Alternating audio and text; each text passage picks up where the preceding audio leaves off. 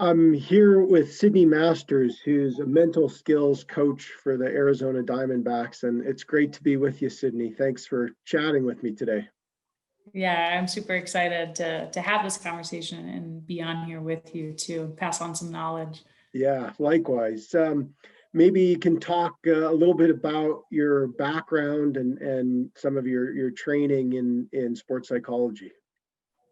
Yeah. So did my degree, my master's degree at Ithaca College. So it was a master's of science, sport and exercise science with a concentration in sports psychology. So that was my first big taste of what kind of this world of performance psychology looks like. And from there kind of did probably two important internships from the guise of, hey, do I want to be in this field? Can I do what everybody else in this field is doing?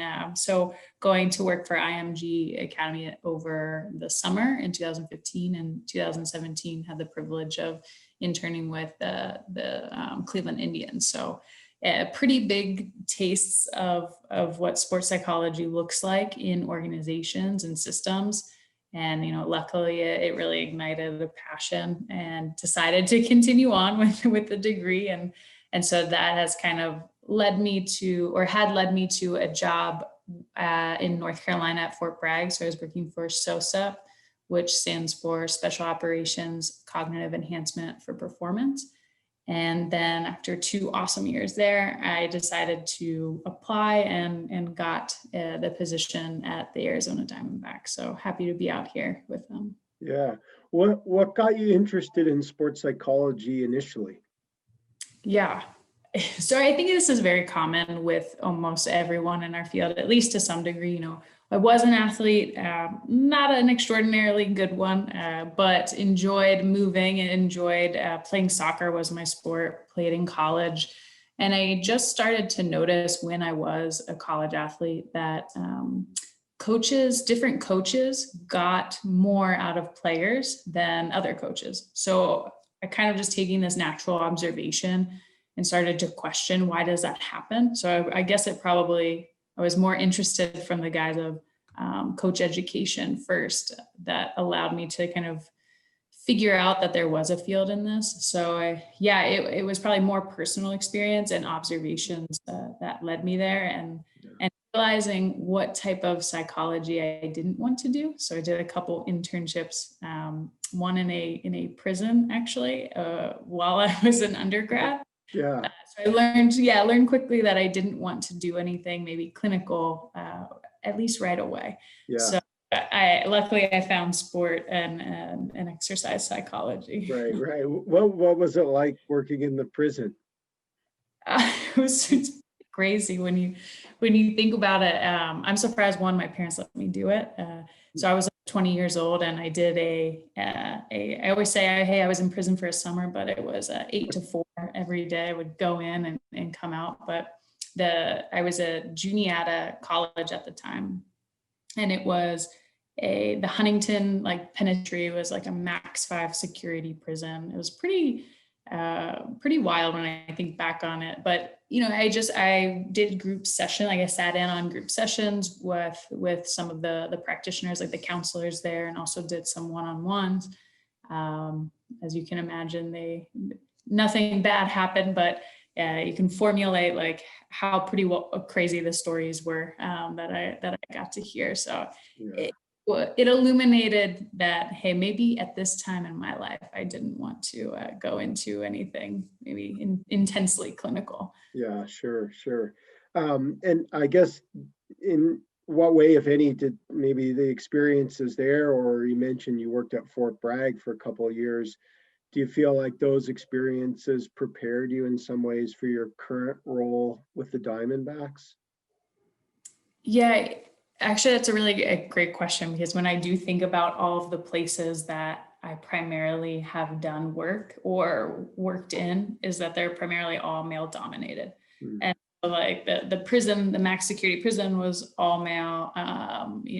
Well, I guess not IMG per se, but The Indians was all male. SOSUP was primarily male dominant. And so are the Diamondbacks too. But so I think it probably prepared me more than I actually think, or I thought.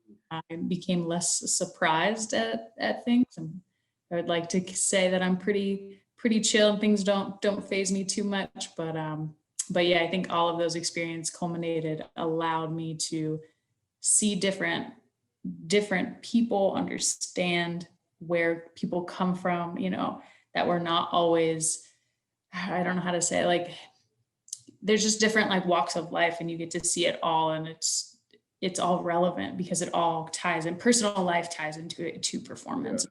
That's probably maybe the wraparound is, what we see with professional athletes is that you can't separate life from what you do or your job. It's difficult to do that. Yeah.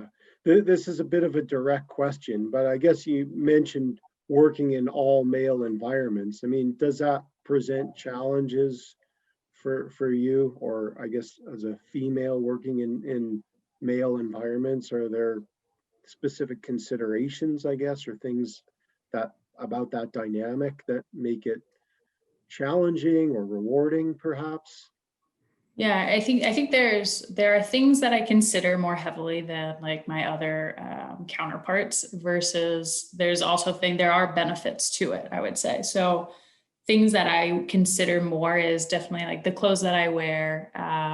I'm not big on like nail polish or anything that kind of draws attention to me in a more feminine way. So there's I think it's always important to note that like every woman is going to be different, and they're going to do things that are differently. And I highly encourage them to do whatever feels comfortable for them. So for me, like these are the things that I feel comfortable. It's not really out of the ordinary for me to not do those things. So I consider more like, hey, what am I wearing? Trying not to draw unnecessary attention to myself in a way that could be seen in a negative.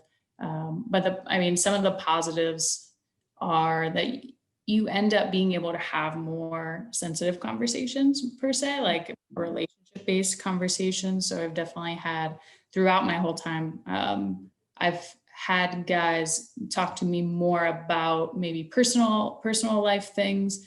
Maybe it is because I'm a female, maybe not, I'm not sure. I haven't done a study on that, but I think it's also because I've never played baseball, that I can go in and actually purely look at it as like, as a sport, or I guess what my counterpart, like Zach and Charlie, the other two guys that I work with, I'll bring up questions and they have never thought about those questions because they've played baseball and they grew up with it, right? And I have played a little bit of softball, but so hopefully I'm able to kind of bring a little bit different perspective, but still within the status quo. But I've had great other female mentors along the way, so it's been helpful to have people that have been there before you, and just hoping to do a good job so that there can be females that come after me. Yeah, sure. On that note, it's certainly a coveted role to work as a mental skills coach in a professional sports team. Maybe you can talk a little bit about the nature of your role at the Diamondbacks and some of the things that you do. And you alluded to that a little bit already, but maybe you can just talk to that a bit more. Yeah. So, every day, this is why I kind of really love this one profession, but I think the sport of baseball and pro ball in general is every day is different. Every day you don't know what's going to fall on your plate. So I think there's a heavy emphasis on being able to be adaptable in the moment and be able to flex and go with the flow. So, at any given day, like we like to provide a lot of different active sessions. So we don't do a lot of maybe education, but more of the maybe not practical education, but the mental practice of itself. So there's a higher emphasis on doing mental skills rather than learning about mental skills. which I personally, I think is pretty cool. And it's a challenge too, which trying to figure out like, okay, how are we going to learn how are we going to practice this skill? I think at the Diamondbacks, like we like mindfulness. It's a part of something that we like to offer a lot of, and I think it's pretty applicable to the realm of baseball too, as you can see throughout the more recent history. Like people are kind of, or players are talking about it more openly, and it's really cool to be a part of. So the day can kind of go from anywhere from actual practice sessions to conversations that maybe have nothing to do with baseball, but it's getting to know and building relationship with players or coaches or staff. And it's also can be kind of, or it's also like observation. Like I watch a lot of baseball, I watch a lot of drills, and I'm actively also trying to learn, hey, what does this organization system believe in, embody, and do on a daily basis? Like what is the culture? So again, any day can be totally different. More recently, because we're kind of back doing, we're kind of on site now, which is great after COVID, that I've had the ability to now focus more so on the injury rehab group that's there. So that again kind of consists of the same thing, like practice sessions, some maybe mindfulness. If those guys are interested in that, a lot of chatting, a lot of conversation, and a lot of relationship building. The foundation of probably what we do. Right. Yeah. I mean, it sounds really multifaceted, right? That you're working with coaches or other support staff, or, in kind of building these relationships. And I wanted to just pick up, Sydney, on that point about the engaging in the practice of skill building as opposed to just education. And you mentioned mindfulness. Maybe you can talk a little bit more about what that term is, because I know the concept of mindfulness is bandied about and used frequently, and it's kind of part of the everyday, language that people talk about. What does it mean, I guess, either within your organization or as you understand it? And maybe you can talk about how it's actually put into practice, like an example of how you might use it. Yeah. So I think it's my time, or I guess my illumination to mindfulness really started at SOSAP. So a lot of the things that I was introduced to kind of formulated there, was gained there. And then it kind of expanded when I went to the Diamondbacks too, because we're applying it to a different population. Not entirely, the skill itself is still mindfulness, but it's a different population. So the way that I think about mindfulness is it is a way to train your attention. It's a way that it is, we always say like, hey, focus, hey, get out there, and I need you guys to lock in. Well, it's like, okay, how do we do it? How do we actually do it besides like that 10 seconds that you can lock in and then your mind wanders away? So I think like I do a lot of one-off education. So think about like, yes, there's no formal education, but like one-off education with people, with players, whatever it looks like. And it's because usually I have that opportunity because they're interested in mindfulness already. So again, sorry, the one way that I view it is, yes, training your attention, but by doing it, we're just trying to kind of I would say like tune in. So with a HD analog TV, like for anybody that grew up in like, I guess in the 90s, maybe you have a fuzzy TV. Like if you ever look at tape or like a TV screen from the 90s, 80s, like it's a little bit fuzzy. Like you still know like what's happening on the screen, right? But we've zoomed up and now it's 2020.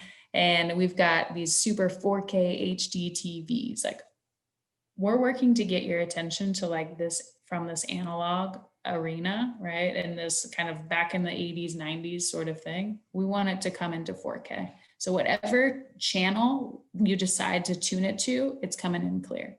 Mm-hmm. And I think that's the cool part is like, we want you to be able, like the channels will change, regardless, right? Like Mm. our attention is like ding, ding, ding, ding, ding. It's going all over the place. It's like our remote, like your dog is sitting on the remote and it is changing the channels and you can't figure out how to make it stop. Mindfulness is the way to just be able to find the remote and be able to stay on one channel, right? Like, okay, hey, I actually want to watch ESPN. Hey, I actually want to watch the cooking show, and be able to have that deliberate choice. Whereas a lot of the time now with our attention, one, we don't even know where it is. And two, it's sometimes not a choice. It's almost it's something that we don't deliberately think that we have control over, which we very much do. Yeah. So using that analogy, I like, of sort of moving from the analog to a high definition, very clear kind of image, or moving from one channel to the next. Can you talk about how you might actually put that into practice? Like, what is a process by which you might work to take someone from ESPN to, some other channel, or to move to that high definition? Yeah, I think one, depending on the person, right, and depending on their willingness to kind of dive in. I mean, personally, I kind of like to take it a little bit slow Yeah, with anybody, right? At the end of the day, you don't want to scare someone off from the sure. practice. So maybe it starts with a 5-minute body scan. Maybe it starts with it could go so far as like, if you get somebody in the room, you can say, hey, you just had a really hard workout. Like, let's do some body relaxation stuff. Like, how are you getting their foot in the door first off? That's comfortable for them, rather than just like sitting there with their own thoughts, because Yeah, that's a difficult thing to do at first. right. So I bring the awareness to the body, and just have them start to feel or notice or be able to, hey, what are the sensations that you feel in your feet right now? What are the sensations that you're feeling in your arms? And because the body is a comfort zone for people, we know it's there, right? We know that it's physically there. And as maybe 1, 2, 3 kind of times, this person is a little bit more consistent. If they are consistent, then it can kind of get into, okay, hey, I just want you to focus on your breath. Right. I mean, always, let me back up, because everything, like if it was a body scan or if it was any like a PMR, like of course we're going to have them focus on their breath at some point, but expanding that now the focus is more breath oriented. So, hey, where's the breath coming from? Let's do the rise and fall of the chest. Do you feel it in the nose? Do you feel the air coming out of your mouth? So tuning the awareness into, what does the breath feel like? And I think that then becomes a slow catalyst to, all right, hey, your mind wandered. Where did you find your mind wandering to? Was it in the past? Was it in the future? And all people will say, yeah, like I just zoomed off to the moon, like I wasn't even in the room anymore. Or, hey, like I thought about that one time in 8th grade when I was embarrassed, and so it's the more familiar we can become with our mind and how it moves throughout the just throughout the world, our own body, our own brain. Like, I think that's the kind of meat and potatoes of it. It's like, I want to get them feeling okay with letting their mind go and listening to the thoughts. Because think about it within the military, think about it within baseball, like there are certain times where you don't want your thoughts wandering. You want them to be focused, but unless we know that we can deliberately place our attention on something, it makes it really hard to focus. And it ends up being like, hey, I hope I can focus today. Like that's probably not what you want going into any important any important performance, right? Like, Yeah, hey, sure. I hope my attention's there today. Right. That's probably not the best. Yeah. So on that note, Sydney, I was going to ask, when they're cultivating this skill of deliberate attention or focus, does that help them in their training or in performance situations? Can you see that in tangible ways, or do players convey that, that ability to kind of bring their awareness to maybe their breath or something related something in the present moment, that helps them with training or performance? Yeah. I mean, there are so one, getting familiar with the breath going to be important. I think that is synonymous. The breath is synonymous with the routines in baseball. You can watch any big league game. You can watch the big league game tonight, or the World Series game tonight, and you will watch guys either on the mound or in the box taking a breath in between pitches or right before execution. And so, yeah, I think there's a direct connection, one, to routine. And so that, maybe that's something we would encourage if a player is looking to add something like that in.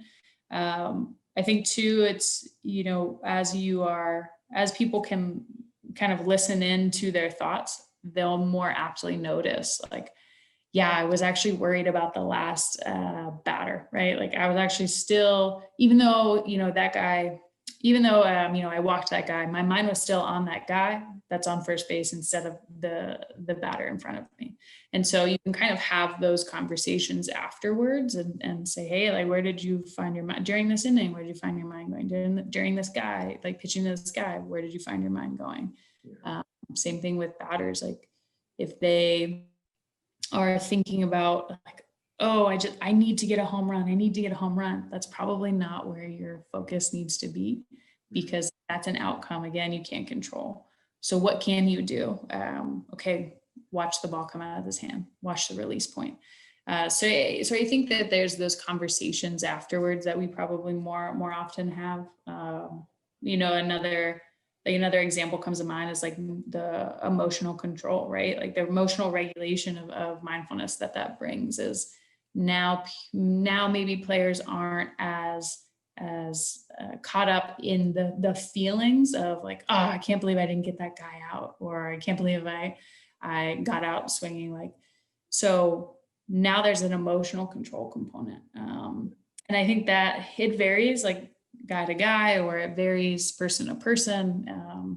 And it just depends on, hey, where's this person at, and how are we meeting them where they're at in their training. Yeah, those are great points. And you mentioned emotion regulation and routine. And I know both of these can be highly disrupted in the case of injury, which you mentioned you're in the process of working on a program, or addressing with some of the injured players. Maybe you can talk a little bit about some of the challenges related to injury that players experience.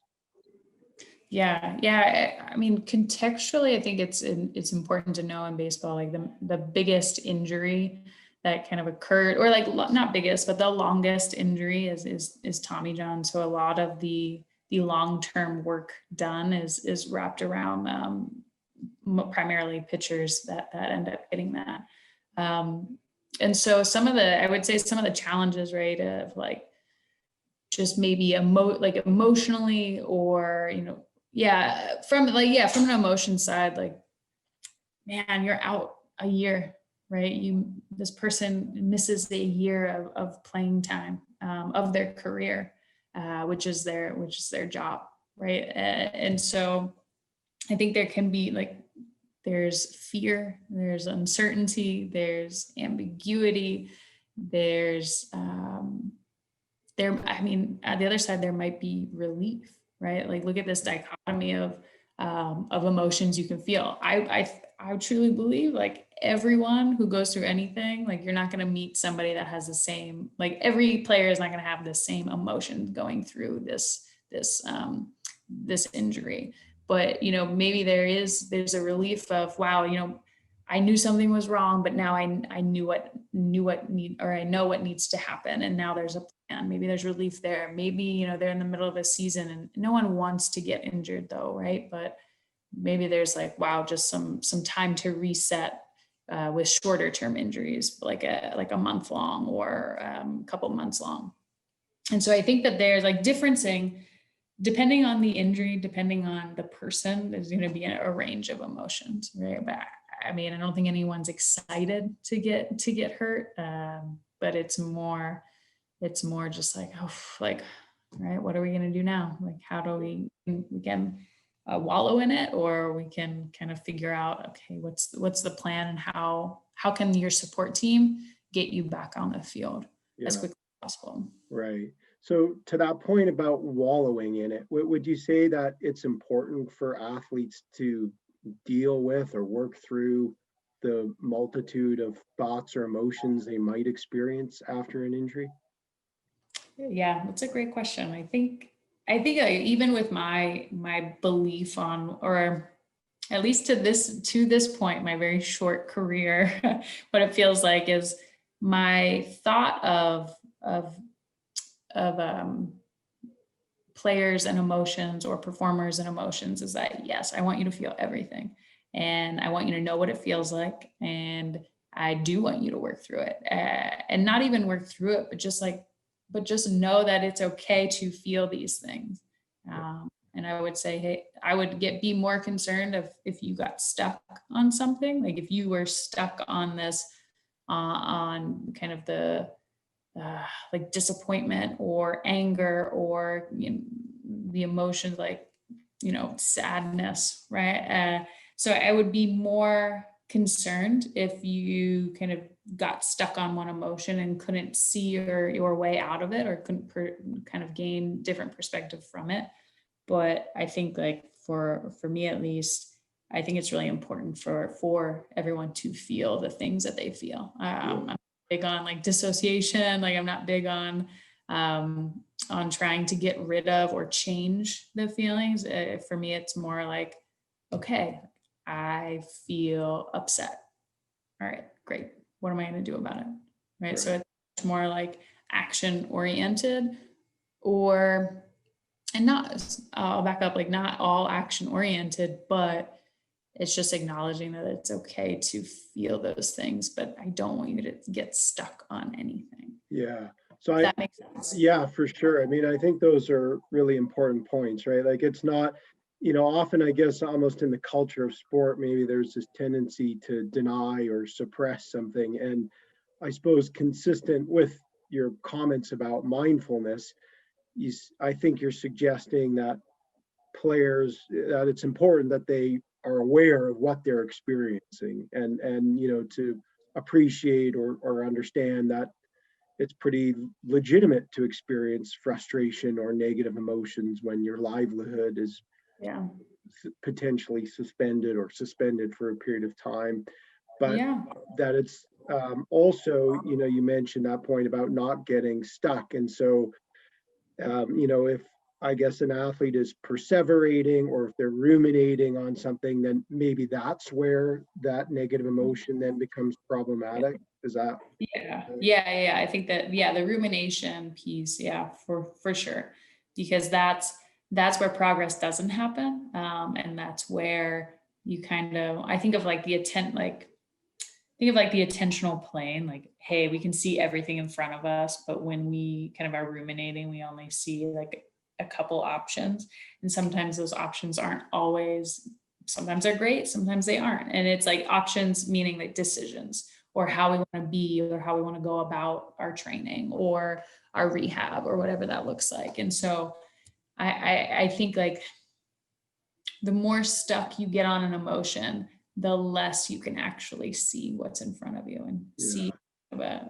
a flex word, like not visually see, but to be open to options, different options. Right, right. So I was just going to ask you, Cindy, would you say that if you're ruminating or getting fixated on maybe one perpetual thought, then it sounds like it sort of limits your focus on different possibilities or opportunities or options, I guess, that might help you with your recovery. Is that accurate? Yeah. And just, even beyond that, like your willingness, right? Because if you think that, hey, this you have limited options or limited ways to go about your business, like, is it now limiting what you're willing to put into training? Is it limiting now what you're willing to like get uncomfortable doing it, push yourself?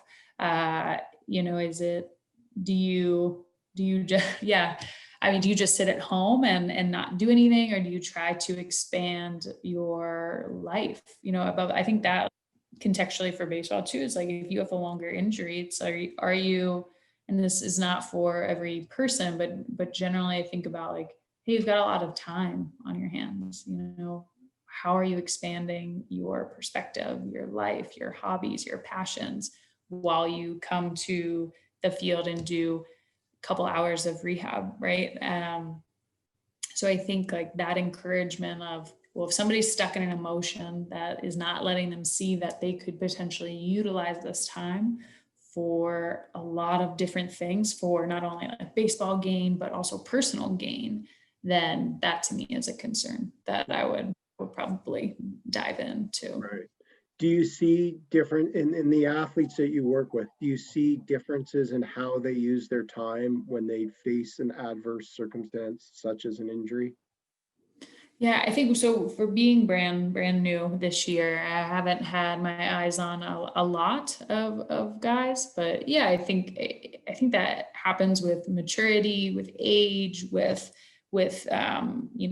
where you are in the organization. I think there's a lot of things that vary. Like who are your influences? Like do your friends do things that are outside of the norm? Are you like from a social component, how are you kind of expanding that?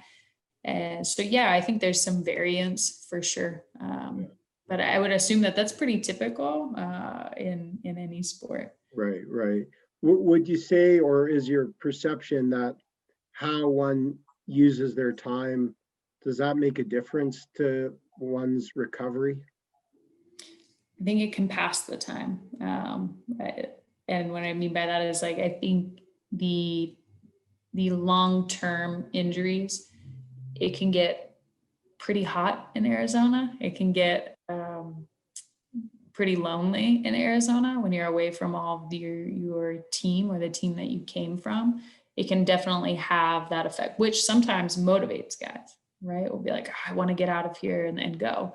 And I think and that they will find, like, some people will find things to do. It'll pass the time. They're excited to get out. They want to push themselves. They want to go. And I think for those that maybe don't, you always want to have like that vigor to exceed, to get out. But I think like having hobbies or having passions or having things outside of baseball, one, is going to make anybody successful, not even if you are injured or not. It's going to help just bring a little bit of perspective to the game in general. Yeah. So just having broader interests, I imagine that can be difficult when you're traveling a lot, or if your identity is maybe wrapped up for a long time in playing baseball or being a baseball player. Um, but you're suggesting that there's value in having outside interests, performance Yeah. wise or recovery from injury. You Mhm. also, I guess, allude to that idea, or I think implicit in some of your comments, Sydney, is this notion of motivation. And I'm wondering if you can speak to that issue of motivation and its relevance for injury recovery. Yeah.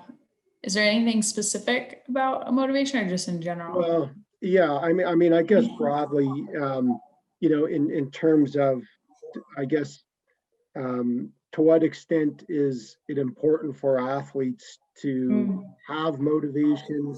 I mean, it probably almost seems yeah. self-evident or obvious, right? But I guess I'm just thinking about kind of the role of the Yeah. individual versus kind of the outside staff, or you mentioned like social Yeah. influences and like I guess to what extent, if I were to rephrase maybe or specify, to what extent I suppose is rehab success really a product of the individual and what they're doing, or is it a function of the support and the resources that the athlete Yeah. has?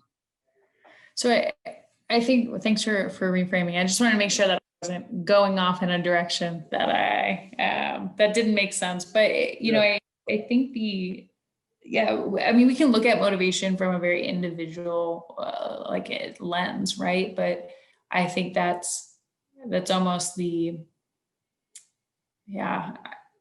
I would say that that's almost outside of the rehab though, right? Because Mhm. I mean, yeah, you could show up to the field and do the rehab exercises and be done, and there it is. Like you can be told what to do. Um, but I think, and what I've seen is a really nice collaboration. And I think that's a really important part, is that we often forget that motivation is an environmental thing, right? It is because yeah, like and just that sentence, when I learned that, blew my mind, because it's so often that we do think that motivation is a singular, like it's my problem. Like if I'm not motivated, it's my problem. Right. Yeah, sure, there's a varying degree of that, but I think like to bring, if somebody is not as motivated, like making them a part of the process, making them, engaging with them every day to kind of have them mentally be here where they're doing their rehab exercises is super important.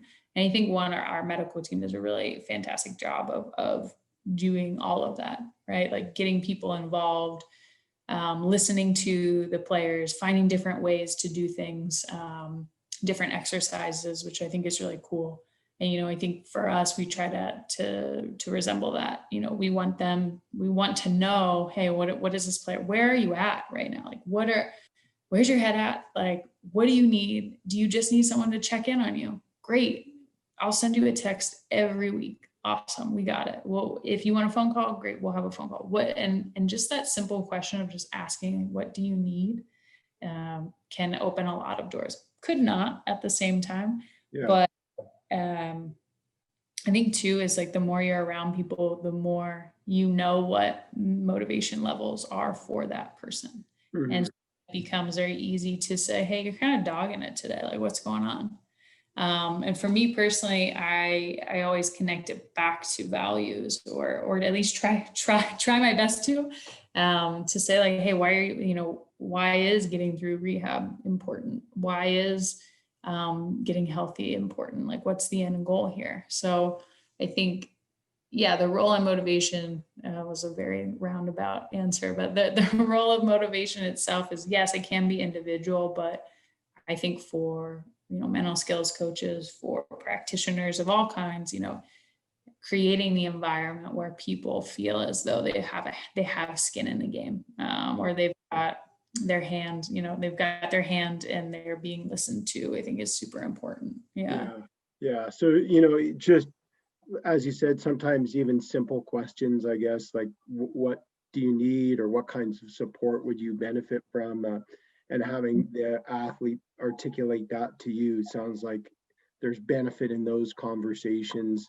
You mentioned asking them about why they want to come back. So sort of getting in touch with the value Mhm. of their sport, or the meaning of the coming back.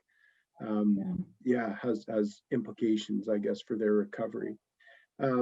So I guess is injury certainly is a physical experience. Maybe you can talk a little bit to me about this issue of pain. And I know pain could mean a lot of things: physical, emotional.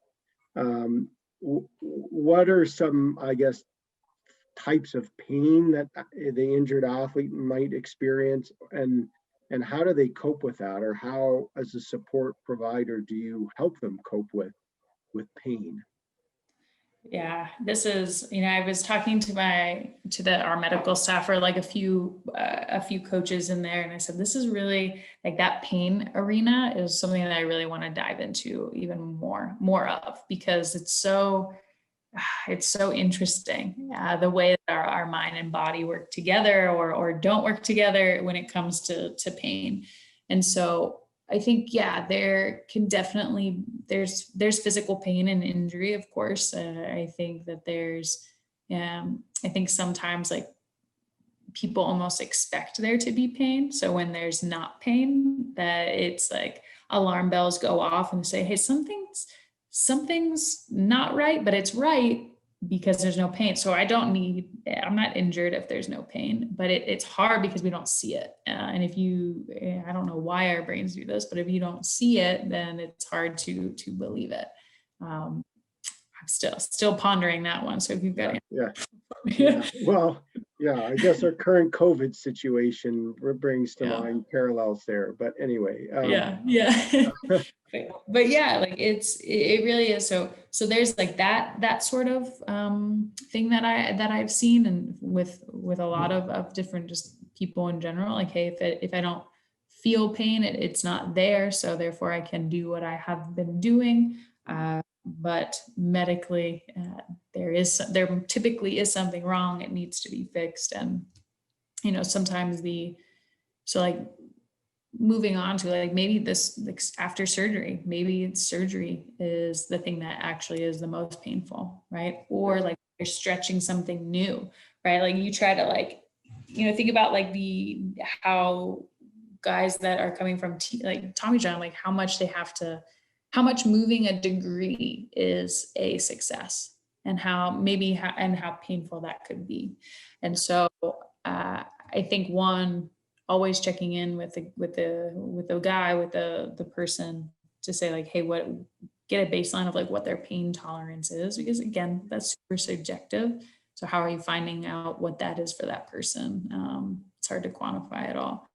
But I think like one interesting phenomenon that I'm still wrapping my head around is the almost like the ghost pain, or the pain that's there but they have full function, right? So now it's the alarm bells of pain saying, hey, when I throw the ball, it still hurts, but I can throw the ball. So if they're medically fine, then it kind of alludes to, hey, what might be going on psychologically? Yeah.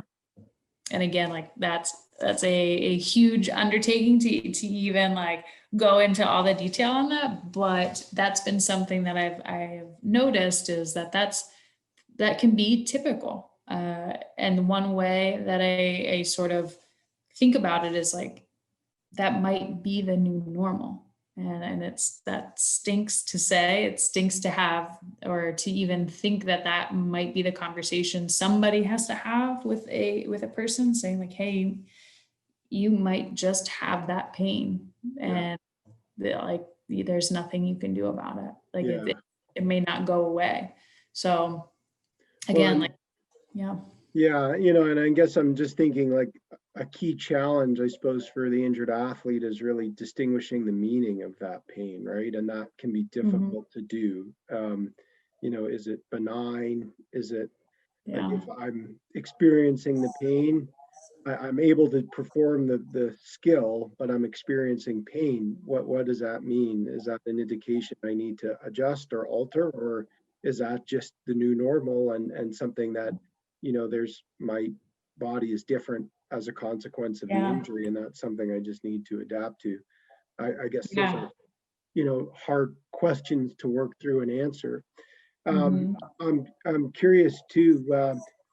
I suppose for an injured athlete, there's a lot of uncertainty and their confidence may be compromised.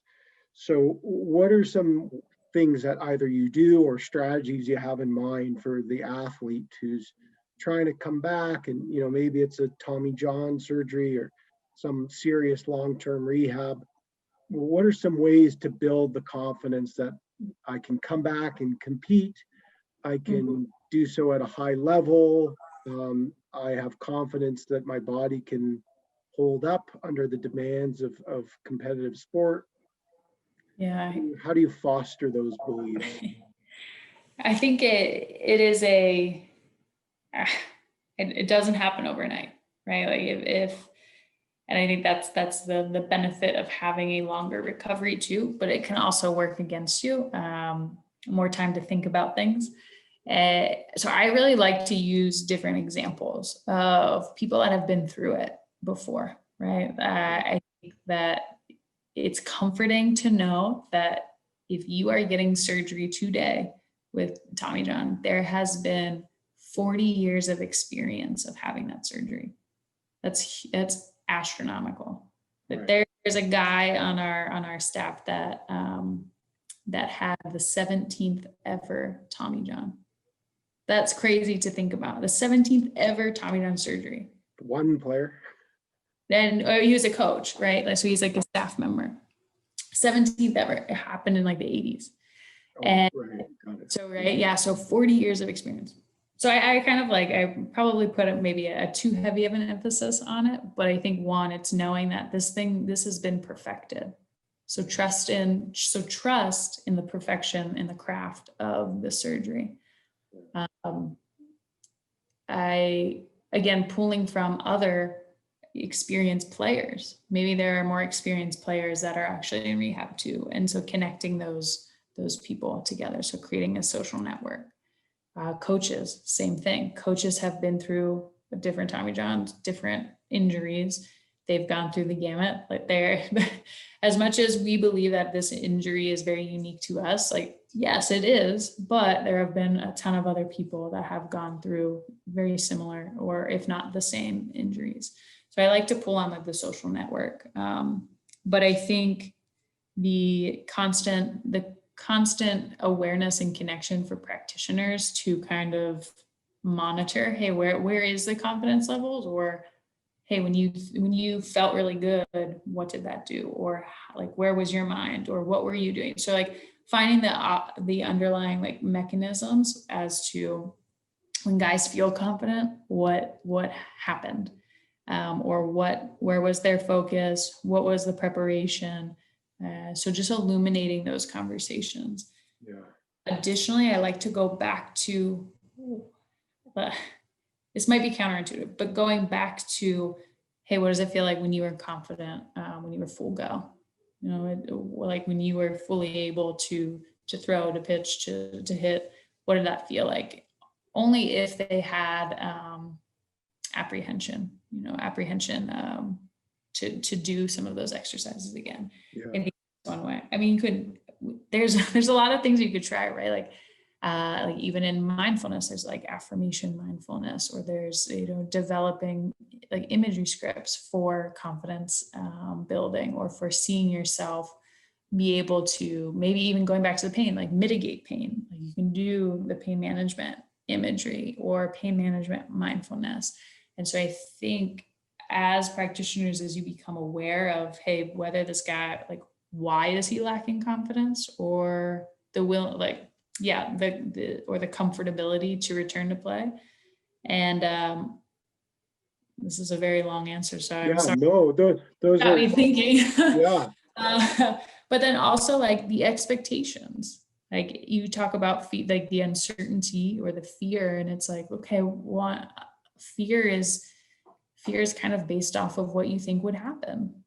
So what are the expectations that you have already set on this movement, on this return, on this, on these like exercises? What is the expectation you have walking in, and how expectations can kind of bite us in the butt, when it comes to the fear, to the uncertainty, to the ambiguity, Right. So, yeah. So would you say that, athletes have certain expectations of, I guess, themselves, what they'll be able to accomplish in their recovery, or, what they're hoping they might be able to achieve?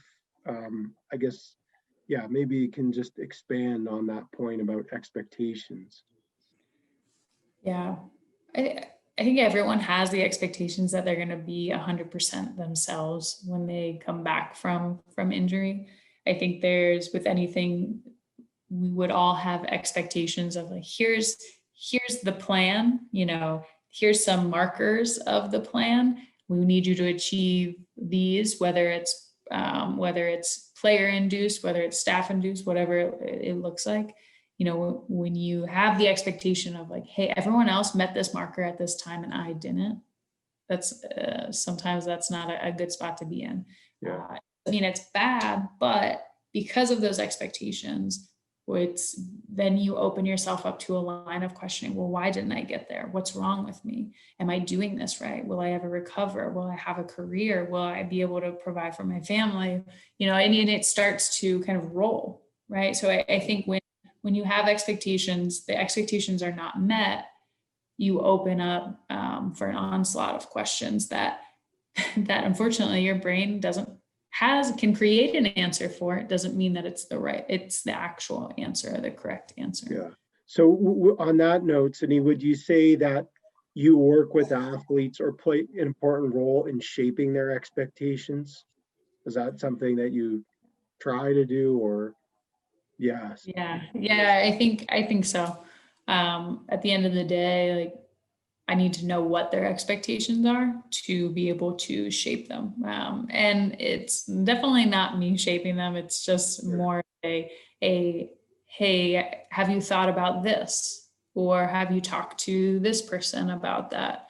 Or have you read that? Or have you watched this? And so I think it's like the little seeds, right? We're all planting little seeds to hopefully have somebody somewhere down the line say something at the right time that their mind is open to hearing it. Yeah. I think it's all about like openness of mind. And so maybe I view my role as like, how can I crack open a little bit so somebody else can come in and plant a tree, like Right. so yeah. Well, and sometimes I imagine just planting a small seed might be really valuable in shaping or influencing an expectation, right? And as you say, I guess the expectations can maybe be a double-edged sword. Like, it's good if they have high expectations, but on the other hand, as you mentioned, if those expectations aren't met, or they say, oh, well, someone else who had the surgery came back in a certain period of time, how come I'm not progressing in the same fashion? That expectation can maybe be detrimental. Yeah. And I think you actually hit on a really good point. Is like, there are some people that have high expectations that will say, hey, if you don't have high expectations, then what are you doing? Right. Hmm. And that's fine, right? That's okay. If somebody has super high expectations, they're like, hey, I'm going to meet them, or, I'll just come in like right below it, but I'll still be like be really successful. And that's okay. You just said, like, as a practitioner, you have to know who you're working with and how they view their expectation. Is it a catalyst, or is it a decrement or a decrement? Not the word on that one, but yeah. So yeah, I think again, knowing who you've got, and the only way to know who you have in front of you is to talk about a lot of different things, even outside of sport. Well, and I really appreciate how you talked about different strategies you might use with different individuals to build their efficacy or their confidence beliefs. And one in particular, when you're talking about the mechanisms by which something is working, or the mechanisms of success, I guess. Why is it that you're able to now progress through that movement or that plane of motion or that particular skill, and to be able to identify those things, I imagine, can be really helpful or powerful for the athlete, because it's like, oh, well, I understand why this is working. I imagine that it puts them in a better position to then replicate that and to build that confidence as they're rehabbing and recovering. Also, you mentioned that point about trust in the science of rehabilitation, and the progress that's been made over the past 40 years. And previously we had some discussion about incorporating research, and maybe you can talk a little bit about how, or if in what way you use science, I guess, or research to inform some of the practices that you or colleagues engage in. Yeah, I think that's what we're trying to kind of striving for is the connection of theory to practice. One is are the theories that we're pulling from, are they adequately like represented in the real life population? And I think, for at least for me personally, a lot of the attentional like capacity research that kind of has informed my take on mindfulness and what mindfulness can do for your attention in general, but then also from like the rehab side, going into the research of, hey, what is like the visualization, right? How does visualization work, and how can I educate my medical team on, maybe they've got like had a brief understanding of it in school, great, but how are we kind of bridging that gap too, of like, hey, we're not just doing things to do things, like it's actually, here's some science behind it. And I think that's super valuable to have that crosstalk, because they'll they'll do the same thing for us as mental skills. Like like if I ask a question, they'll tell me, hey, this is why we do it. And I think that's really valuable for both sides, medical and mental skills, to be able to talk about each other's stuff, like each other's things that they do. If an athlete ever challenges, hey, I don't really like what they're doing here. It's like, oh, well, have you talked to them about it? I've heard that XYZ is something that they do, and it has a really, its efficiency is high, like whatever that looks like. Yeah. I'm not talking any medical terms personally, but to know that like you have your teams, your like staffs, your professional staff's teams back, if that makes sense. Right. So would you say that there's maybe greater receptiveness to adopting an approach or technique or strategy, whether it's, you interacting with colleagues or with players, when colleagues or athletes know that there's some evidence base behind it? Yeah, I think one, with the staff, I think the staff values the science. I think it depends on the player, right? Some players want to know, some don't care, and some will just do what you say. As long as it's kind of messaged in a way that they understand. Like you can message things a lot of different ways, but again, you kind of have to know who's in front of you, and how to message it to that person. There are a couple guys that I can talk about science stuff with, but then there are a few that are interested in just how will it affect their performance, and that's okay. But again, it comes down to that person. Yeah. On that note, maybe you can just talk about a little bit about the relevance of communication or clear communication, I guess, particularly in the context of rehabilitation. And I guess it could be between you and an athlete or other treatment providers. I know it's a broad question, so. Yeah, no, that's okay. I mean, I will be the first to say, like, it is very important, and it's something that you have to actively work on, because you can get really lazy with communication, just in general. You can take it for granted, and it's always really important to choose your words carefully, especially when you're working with a practitioner. Within our field, right? Confidentiality is a thing. You always want to be mindful of what you say, or how you talk to, what you say to the other like staff members, and then also knowing that like what you choose to say or how you choose to communicate with a player is just as important, and especially within the realm of confidentiality, right? Yeah. Hey, would you consider talking to this person or this staff member about this? Or would you consider, would this be helpful if they knew XYZ? So I think it's hard to do. Yeah. Yeah. Yeah. Yeah. And I appreciate just how you phrased it to me, like choosing your words wisely, and I guess being considerate or thoughtful about how you're communicating things. And also, I think implicit in your comment is this idea that you're asking players questions, like going back to your point earlier about simply speaking with them about what they need, or kind of what support is beneficial to them. That it sounds like you're sort of phrasing things in the form of a question, or offering them different possibilities, as opposed to saying you need to do this, or you have to, or like more of a prescriptive or directive approach. Sounds like it's a bit more supportive, I guess, of their autonomy or their perceptions of I guess endorsing their self-belief.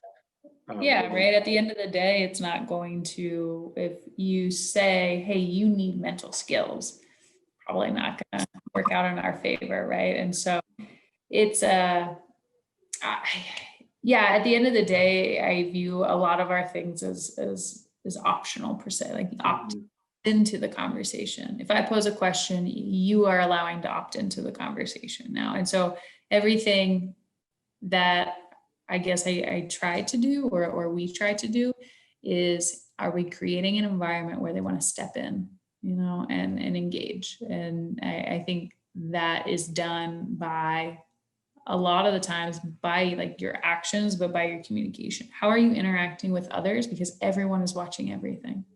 If you don't think anybody is watching you in that moment, you are wrong. Especially when you're in an environment where you have like a training room. Like think about, like, I think like athletic trainers that are like at college or university or wherever, like how they interact with one player may be very particular with one player, but there's a whole team watching that. So I think that's something that is always, at least in the back of my mind. And maybe I'm overthinking it. Maybe it's just something that I do, but like I almost act as if I'm being watched all the time. Yeah. So I Yeah. don't want anything. I don't want anything that I do to turn somebody off from opting into the future conversations. Right. Yeah.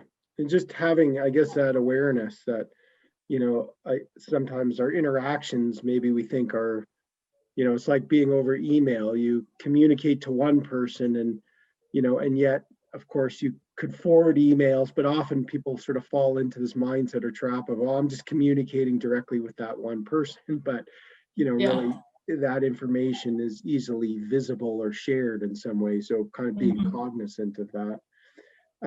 Just a couple other questions, Cindy, and it's great. Like, yeah, I really appreciate the conversation and your insights and wonderful information. How do you know when an athlete is ready to come back and get into more sports specific training, or, how are maybe decisions made that, okay, it's time for you to get back and play for the team again? Yeah, so that is all that, I mean, that's all based from our medical staff. So there is and I'm sure as our program that we have at the Diamondbacks and like the relationships continue, I'm sure there will be a little bit more, maybe the mental side involved in that, but at the end of the day, it is a medical clear. Like you get cleared to play, and so we personally don't have any. We would never keep anybody back or away from that, for sure. Yeah. Sure. Is I guess to the mental side, are there instances where a player is medically cleared, but there's some indication of apprehension or ambivalence, or, either observationally, or maybe they even indicate as much that, I'm a little bit, uncertain when I'm Sure. out there. Yeah, sure. I mean, that definitely could potentially happen. I don't think I've run into it quite yet, but anything can happen. And so I'm sure that if if that has happened in the past, it will happen in the future. And that's going to be a collaborative effort for us and the medical staff to kind of come together with the player and be like, hey, yeah, what do you need? What do you need? Where can we help you? How can we support and kind of be able to attack it from all sides while supporting the player underneath? Yeah. One final question, Cindy. I'm wondering if you were to share a specific piece of advice directed towards an injured athlete, something that would help them with their recovery. What advice would you offer? I think this kind of goes back to, maybe something that we talked about in previous conversations, but it would be more wrapped under be curious. Be curious about your new body, but or that new area that was injured, because fundamentally it has changed, whether it's structurally, whether it's just because it was injured. And so I think that if you feel a tinge or a twang or something, it doesn't automatically mean that it's bad, but explore it and be okay with